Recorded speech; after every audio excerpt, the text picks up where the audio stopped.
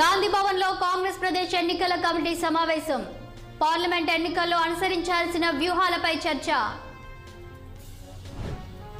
ఢిల్లీ వెళ్లిన బీజేపీ నేతలు కిషన్ రెడ్డి, బండి సంజయ్ పార్లమెంట్ ఎన్నికల్లో పోటీ చేసే ఆశావహుల లిస్టు తీసుకెళ్లినట్లు సమాచారం.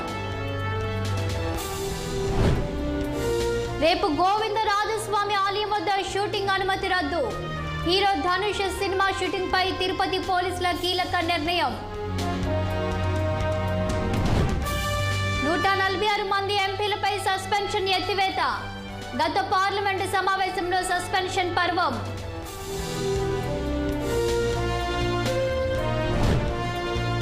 మైనారిటీలపై కేటీఆర్ దొంగ ప్రేమ వలకపోస్తున్నారు.